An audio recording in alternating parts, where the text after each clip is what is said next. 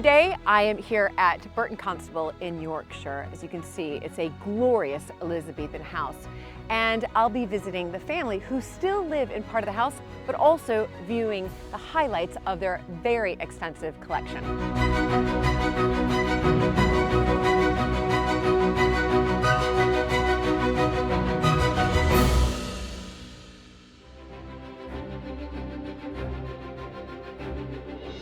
When I married into the British aristocracy, it was the start of a wonderfully exciting journey. But it was also a little daunting. I became a Viscountess, and for an American girl from a small town outside Chicago, that was quite a shock. I live with my husband Luke, heir to the Earl of Sandwich, and our family at Mapperton House in Dorset. Living in a place like this is a joy, but also a challenge. And every day we're aware that we're preserving a very special part of Britain's heritage.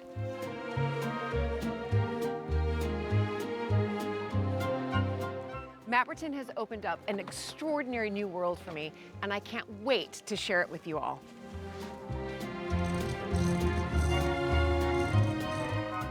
So if you love castles and manors and stately homes as much as I do, please join this American Viscountess as I journey into the British countryside in search of some of Britain's finest historic houses.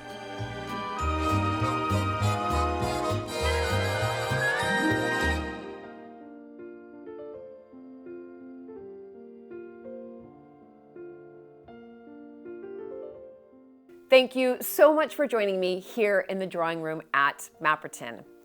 I know from my own research into the lives of the Montague family how absolutely fascinating it is to delve into the historic collections of houses like Mapperton.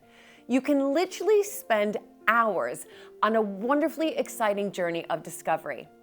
And many historic houses open their doors to the public to share their amazing archives and treasures. On a recent visit to Yorkshire, I spent time at Burton Constable Hall, an absolutely beautiful Elizabethan house, home to the Constable family and their descendants for over 700 years. In 1992, the Burton Constable Foundation was established in order to safeguard the hall and collection for the future.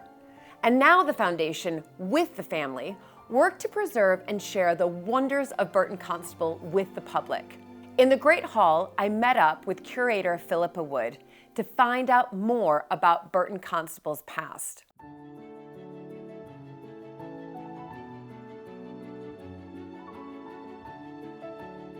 So this painting shows it in around 1690. Okay. So that's one of the key periods of the house. That's when Sir John Constable had built on it and expanded it.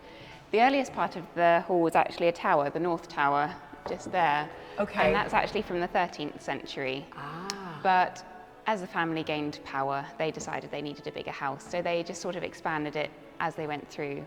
And so eventually you end up with this enormous structure, and the courtyards were there, I promise. That's not just artistic imagination, but incredible. It is. Absolutely incredible. And so who was within the family? Because I've read it's been in the family for, what, nearly 700 years, is that right? Yes. But who in the family decided to expand it? Was there one person in particular? So yes, so that was Sir John Constable. So he's sort of the one we can attribute to what we see more of today? Yes, so he gained a lot of power from his father-in-law.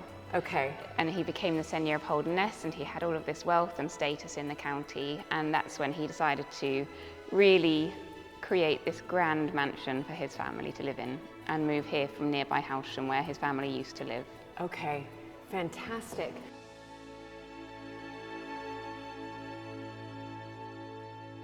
Burton Constable Hall is an Elizabethan gem, but I couldn't help but notice some Georgian features.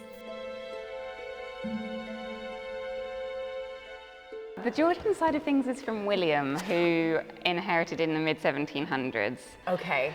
His nose was out of joint because he had not inherited the title. His uncle, the 4th Viscount Dunbar, died without children, so it came through a cousin and then on to William.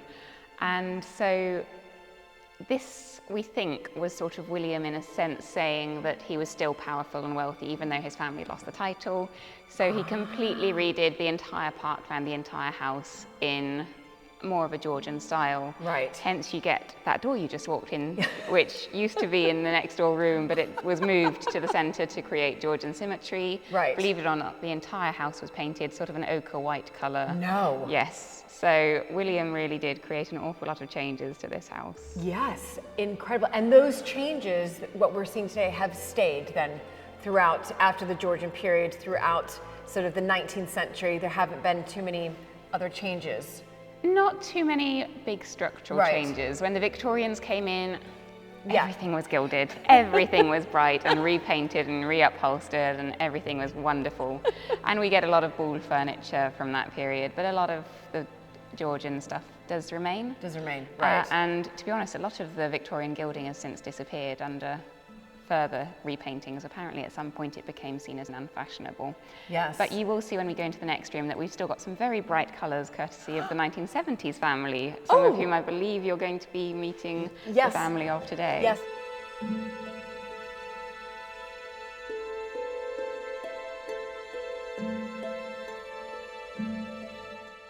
Isn't that fascinating? I see it in almost every single historic house I visit, each generation making their mark on the building. Today, Burton Constable is preserved and maintained by the Burton Constable Foundation. So the foundation took the house on in 1992, so we're a charitable trust. Yes. But the family still lease the south wing, they're still trustees of the foundation, and our ethos is very much that we want to restore and retain everything, every part of the hall's history, and so the family are still very much a part of that. Fantastic. There are over 30 rooms overflowing with family treasures and memories. I could not wait to take a closer look. Yes, it's fantastic, isn't it? Oh, tremendous, absolutely tremendous. So this is the staircase hall. right. So this is the room where everyone either loves or hates the colour scheme. There's very little any in between. I love it. I love it. It's because it's a showstopper. You walk in and you can't help but just pause. It makes you look. That's what it does. Absolutely. So it makes you. So tell me a little bit about this room. Believe it or not, it's actually one of the later areas of the house to be built. This was one of William's additions, and its cantilevered staircase is phenomenal. Right. And it was actually painted this colour in the 1970s by Georgian Constable, so it's one of our more recent colour schemes as well. Yes. But it's an absolutely phenomenal space. It's got some really lovely pieces of the collections in it. So it's got the Erard piano from the 1800s, which was a phenomenal piece even in its time. It was one of the best pianos they made. And then Lady Rosina, when she got it, decided it wasn't grand enough and sent it away to be gilded in Hull. So it's a wonderful collections piece.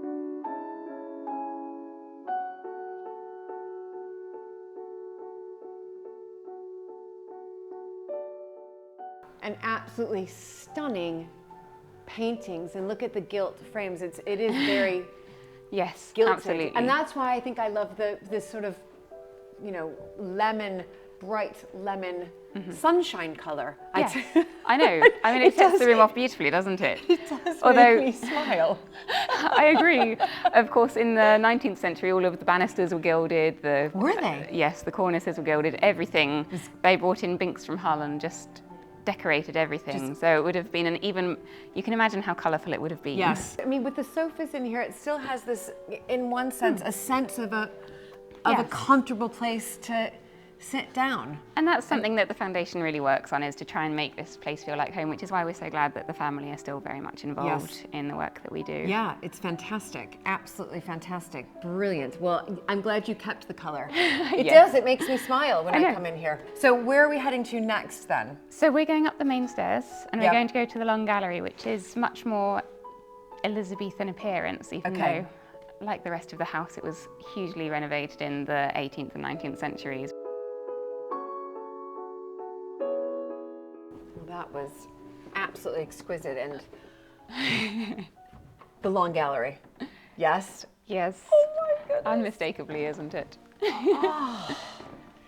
the ceiling is, so period-wise, this dates back to? 17th century. 17th century. So this is one of the oldest parts of the house. This is actually a really fascinating room because, of course, it's a typical long gallery in that it could be used for exercise when the weather was inclement and the ladies could show off their fine gowns here. But it's also of particular interest to me because of this portrait here, which is Lady Margaret.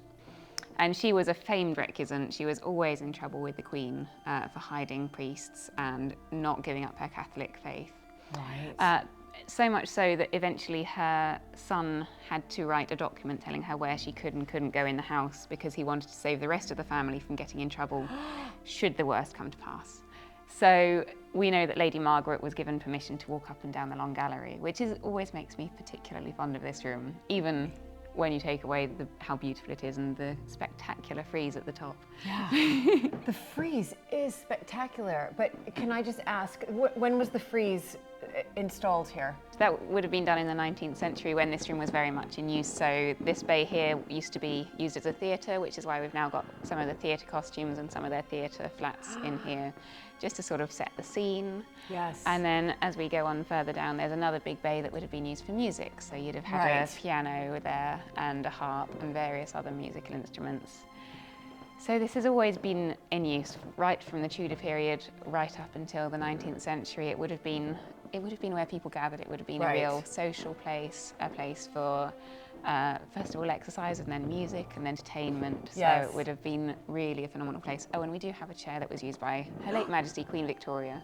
No. So the family was actually of sufficient standing that when Queen Victoria did visit Hull, it was actually the family who loaned her pieces for her hotel room. So it was the Clifford Constable's silverware that was sent to the Queen's bedroom to be used by her during her visit.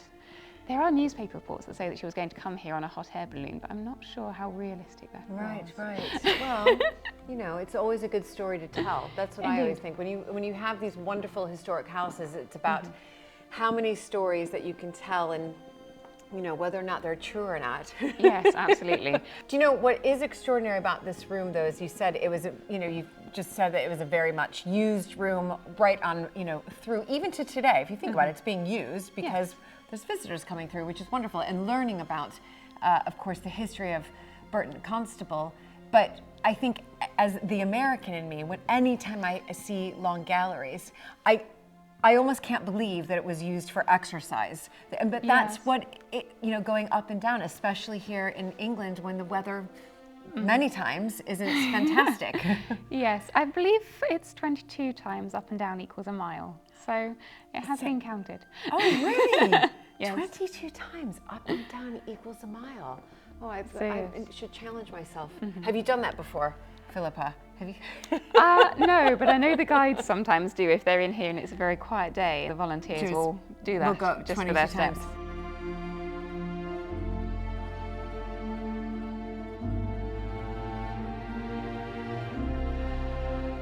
Each room you visit at Burton Constable has its own atmosphere and story to tell.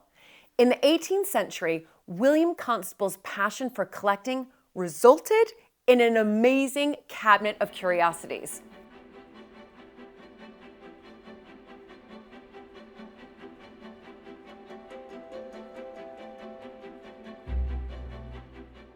So this is all William Constable's cabinet of curiosities. Okay, so William Constable, the Georgian, who we see a lot of his work as far as in the fabric of the building, also as a collector? Yeah, absolutely. So he once described himself as a virtue. He gives a long list of his accomplishments that include astronomy, gardening, science. It's similar to a modern Van de Graaff generator. So it would have harnessed static electricity. Oh my goodness. And he was doing a lot of electrical experiments in his house to the extent that he nearly blew it up at one point because he was doing some experiments with John Arden in the Long Gallery, and all of a sudden there was a big flash and a bang and some smoke. And we were quite lucky he didn't set the house on fire, if we're entirely honest. But no, he collected everything from geology to scientific instruments, telescopes, you name it. He was a typical gentleman of the Enlightenment. He just wanted to understand the entire world. He was a natural philosopher, to use their terminology, and he wanted to know everything. A lot of this stuff William would have learned about or collected on his grand tours of Europe. Yes, of course, it was the big, everybody did a grand tour. I mean, if Absolutely. you were powerful and, you know, you would go on the grand tour to discover the world.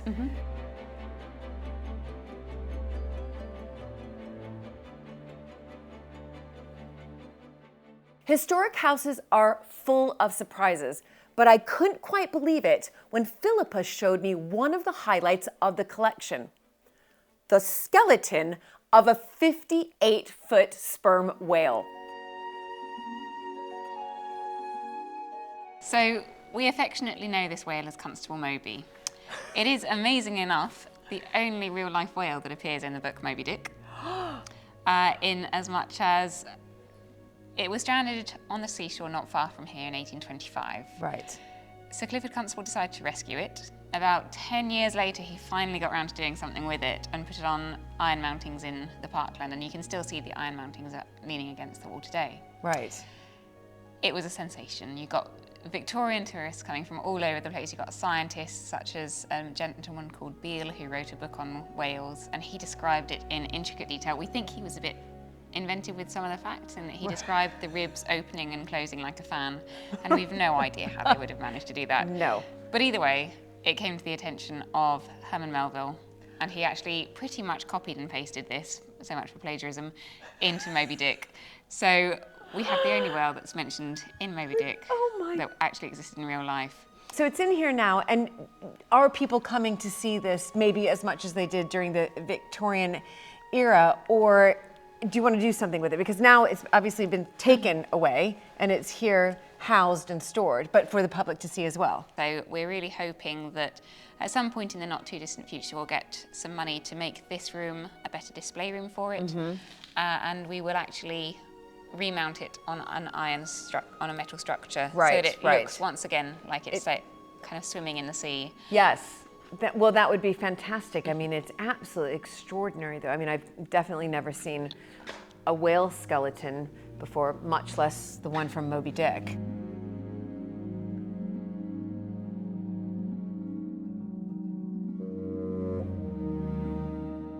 Visiting Burton Constable Hall is the most wonderful historic journey. From the beauty and drama of the staircase hall and long gallery to the incredible cabinet of curiosities. But at its core, Burton Constable has always been a family home. And the family still retain apartments in the South Wing, where I met Rodrika Straker and her son Jack.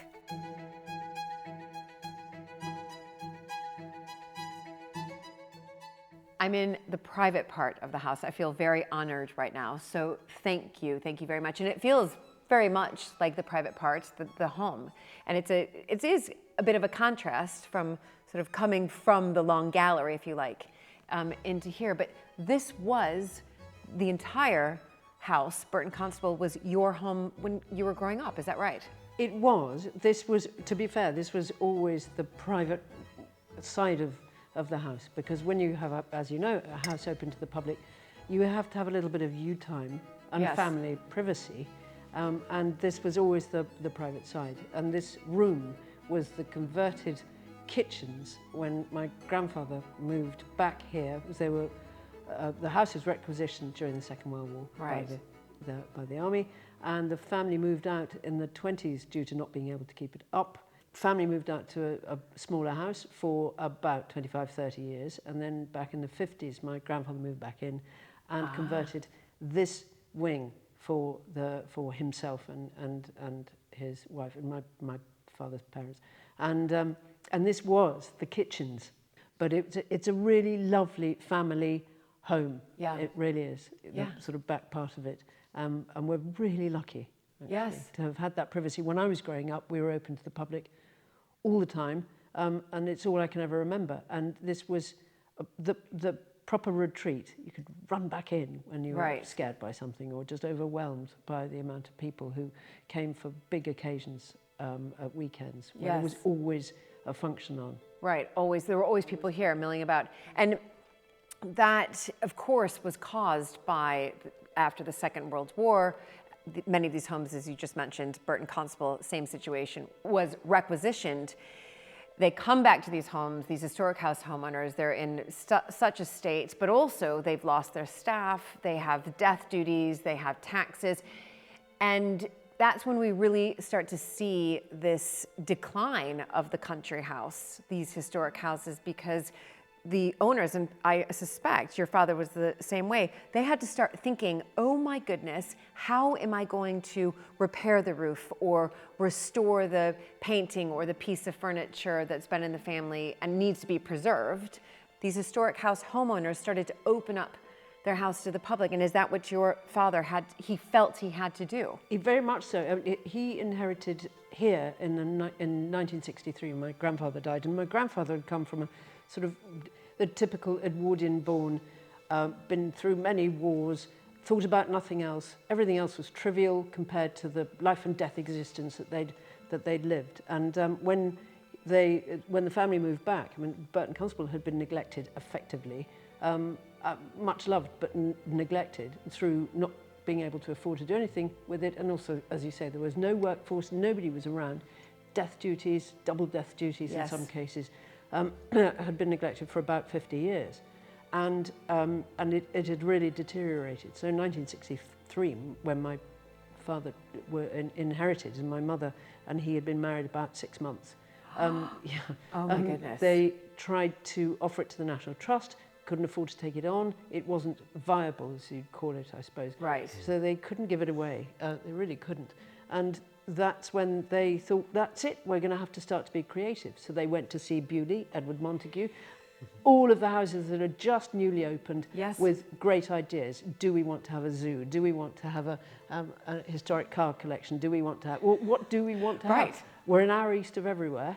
And where can we glean our interest? And it was really on the ground, weekends with interests like custom car rallies and traction engine rallies and country fairs. And that brought in 40, 50, 60,000 visitors a year, but notably only about 10, 15% of those ever went through the house. And it was, my parents recognised that it wasn't the house that was attracting them, but it was they that needed to be attracted in order to keep the house going and to begin the programme of restoration. And that brought a big government grant to restore the roof. And that's really where the tipping point came in the 70s, where it became potentially viable. Right. And they said, right, we are going to do this thing. And they worked for 30 years. Hardly took a holiday. Didn't really look up, I think, until my mother died in 1989. And then my father couldn't really cope because he'd run out of steam, ideas. Well, and he lost his sort of lifelong partner, and it sounds like they were much a team, very much a team, doing this together. They were, and they'd opened up to functions and weddings and you know. Started a band, didn't they? They started a band in the 60s called the Hullabaloos, and they took that to America. They tried everything, literally everything. And you're absolutely right.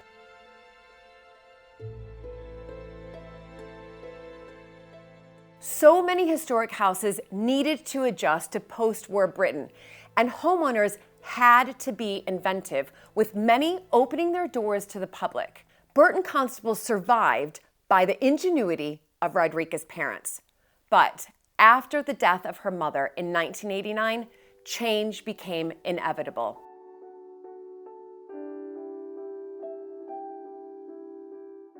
And so my father said, we must keep the collections of Burton Constable, because that which remains here does so simply because nobody's sold it. The house is a collection of you know, historic amalgamations of families.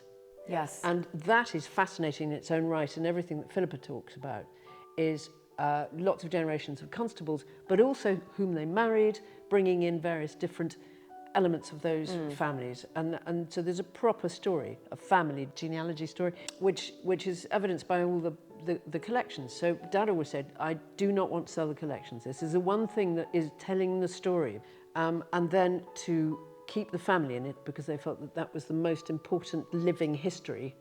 Absolutely. As an educational tool. Yes. And sort of conserve the living as well as the artifact within it.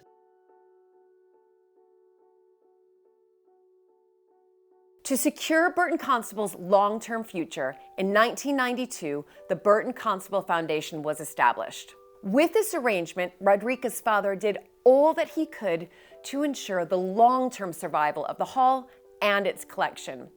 And with part of Burton Constable remaining a family home, the living history continues.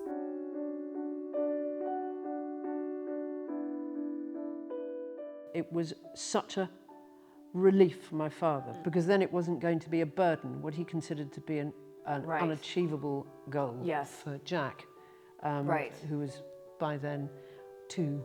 But he'd already But he saw claimed. the potential. Right, right. Of course he did, of course he did. You're a remarkably precocious child. Brilliant. It's brilliant. So Yeah. he, in one sense, had insight. He felt that, okay, this is going to be the best for the family and for future generations. Because you are still here, you're living here, as you so perfectly pointed out, and that's what I think is what's wonderful about these historic houses, and we're all, most of us living in historic houses are a part of the historic houses, the organization, because it's about the living history. It's the history that has existed in your case for 700 years. You're still here. And yes, the public can enjoy it as they should, but you're able to then continue with your memories that will be passed on to your children and children, and those stories can still be told. It didn't stop with your father. No. It's wonderful. I mean, I, of course, had a fantastic walk around, and just to see the history then, but also the living history now, and having, Jack here. And Well, I think it's very important to have some guiding principles of sort of family values in terms of where you want to go, but you've got to move with the times. You can't sort of just try one thing and say, well, that's what we're going to do for the next 50 years. It's been very interesting for me, 'cause, as Mum said, Grandpa was always thinking about a few generations in the future, and I've grown up knowing I've been sort of tied into this place since day one, and it's been really interesting seeing Mum and Grandpa through the 1990s and 2000s, because they were obviously the family trustees, keeping a hand on the tiller, for the first 20 years of the foundation's existence. And then I think from my end, I've been involved very much on the fringes for sort of many years, and then more actively probably in the last 5 or 6 years. So it's really been fascinating to have these two very inspiring forebears, in my lifetime to look up to. And we're now in the fun part, because I moved up in September last year. So I've been in position, I suppose, for what, 8 months. yes, not very long. Not very long, no. Such a quick learner. It's unbelievable. Well, that's very kind of you to say, but It's terribly important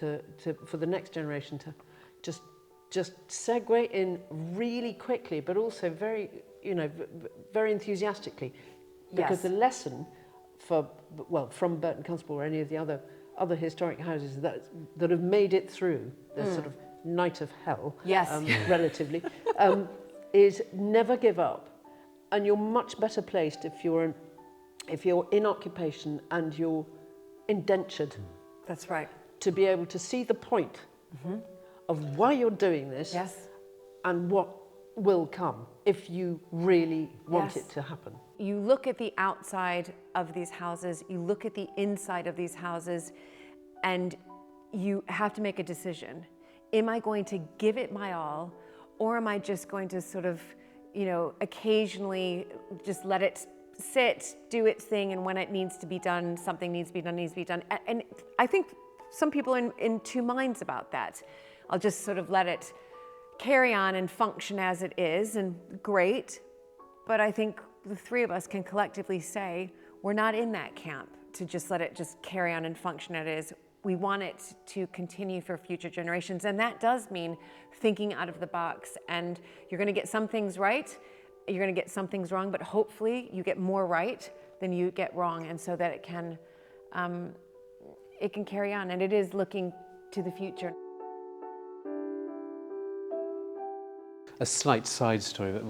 My room is up there, and it's next to one of the more I say more haunted rooms in the house. And people often ask, God, it's really scary being in the house all on your own. I was like, and because probably about once a month or something, I wake up in the middle of the night and hear a door slamming next door, which is pretty unusual because it's it's alarmed and locked up and everything. And people go, that must be terrifying. I said, well, not really, because it's been a pretty happy house for 700 years, and we haven't had any sort of murders or anything. And it's probably an ancestor yet. Yes.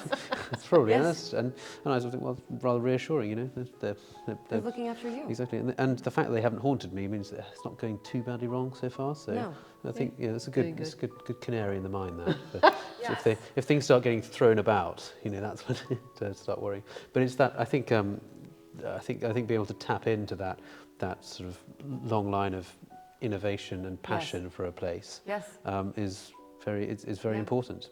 As someone who lives here and wants to look forward to the next generations, but also for the perspective of marketing the house to the public, you have to have a story and a narrative. And I think that it's this rather mad family that's lived here for so long is the only thing that makes sense, really. Yeah, it's wonderful. Well, thank you both so much for your time. But I just want to say, here's to the future for you, Jack, and now that you've taken on the reins. You've only been here 6 to 8 months, but I'd say more of a joint venture at the minute. But that's right. But But it's the both of you together. It's wonderful, and it's taking what your mother has given you, shown you, and using that, and then moving it forward. So here's to the future of Burton Constable. It's in good hands. Thank you very much. Thank you.